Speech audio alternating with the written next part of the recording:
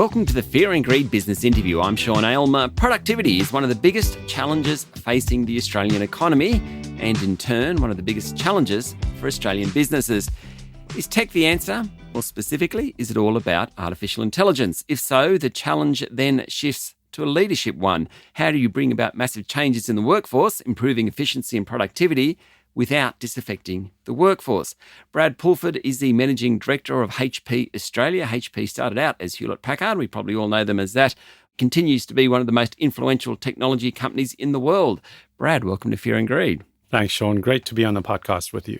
So between HP and Dell, you've had a long career in technology. Considering what you've seen with AI in the past couple of years versus your career, what's the rate of change like now?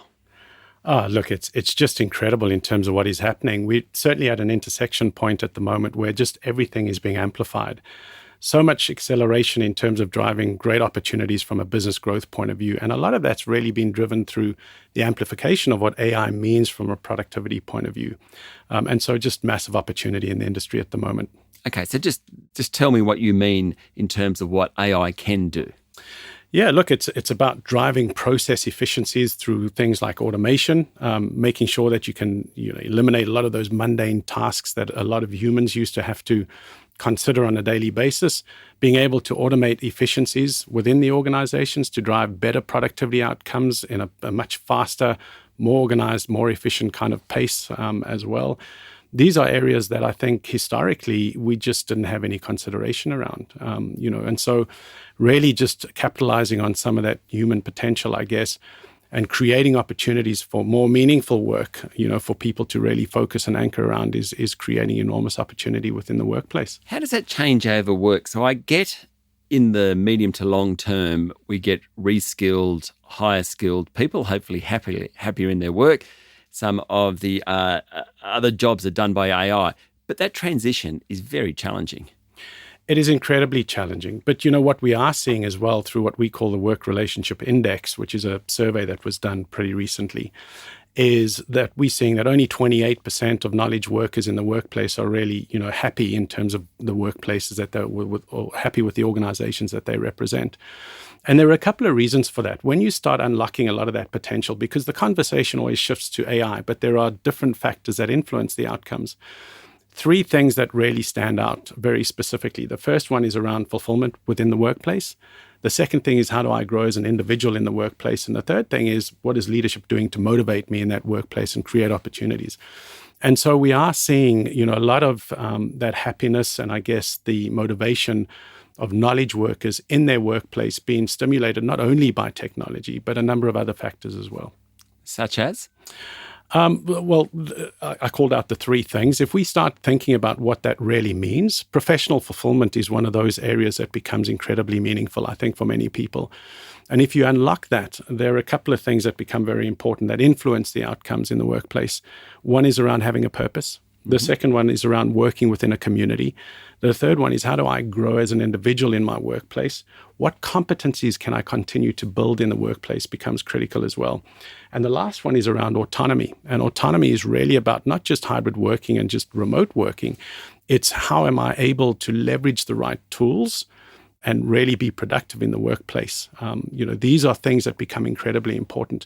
So professional fulfillment is largely what we're seeing as driving, that 28%, that very low score in terms of how people are feeling in the workplace at the moment. It sounds like leadership is going to have a much bigger role going forward. Absolutely. Yeah, absolutely. And I think really modern leadership needs to evolve. It needs to change coming, out of COVID as an example. And then certainly working with the nuances of what it means from a technology, kind of what technology can now bring and promote within the workplace as well. But then also being very mindful that talent is looking for something very different in the workplace. And so there are, multiple elements that one needs to consider for the future. And I think that pace of change probably isn't where it needs to be just yet. I think that requires a new muscle within within various organizations that we need to continue to build. Stay with me, Brad. We'll be back in a minute.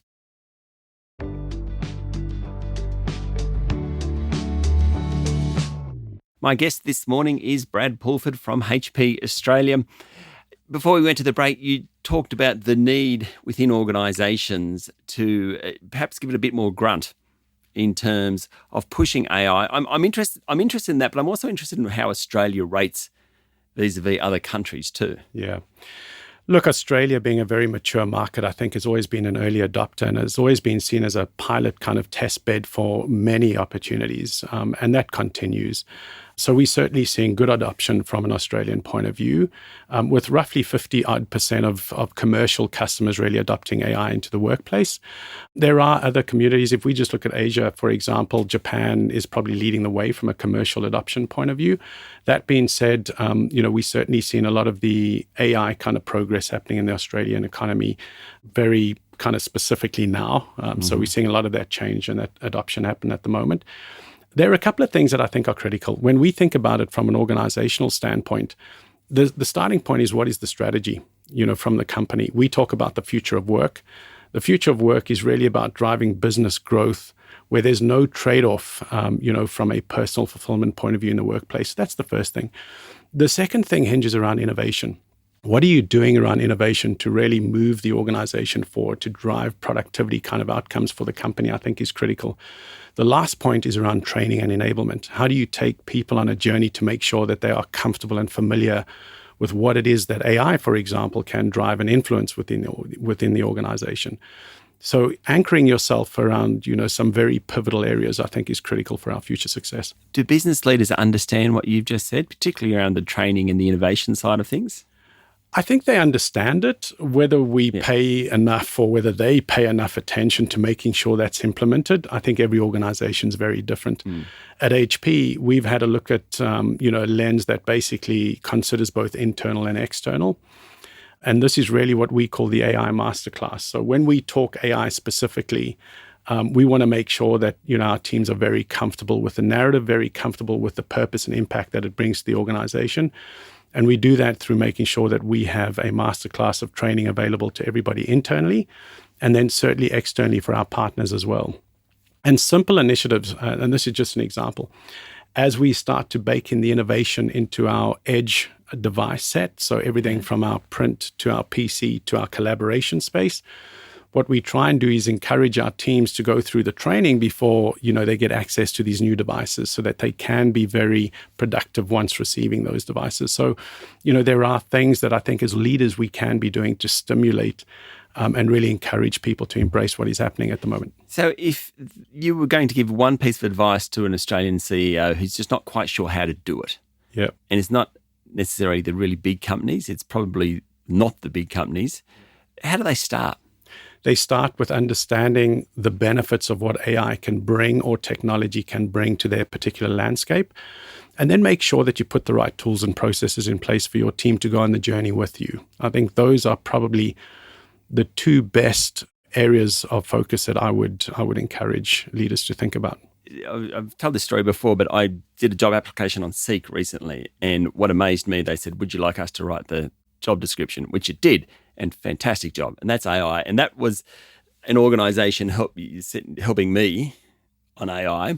What we've been talking about a lot is the organisation helping their own people. And is it the focus on their own people first before they then go out to their clients or not? Oh, absolutely. I think get comfortable with what AI brings from a benefit point of view to your organisation internally. Build the culture code around that. And then you can create meaningful value for your customers that you're driving as well. And so, when we think about how we take that externally, there are a couple of things. Again, how do you make that training available, to your external community? That's incredibly important. It shouldn't just be external, it should be or internal. It should be external as well. And then the second point is use cases. It's always good to demonstrate meaningful impact through reality, where you've driven that change internally as well. And so use cases from an AI point of view are becoming incredibly important as you showcase the value that AI can bring in terms of automation, productivity gains, customer-centric outcomes, etc. Exciting or scary? Incredibly exciting. And the time is now. The time is embrace it as quickly as you can and make the best of the opportunity that's ahead of us. AI will amplify the impact of your business and the growth that exists ahead of you. Brad, thank you for talking to Fear and Greed. Great. Thanks so much, Sean. That was Brad Pulford, Managing Director of HP Australia. This is the Fear and Greed Business Interview. Join us every morning for the full episode of Fear and Greed Business News you can use. I'm Sean Aylmer. Enjoy your day.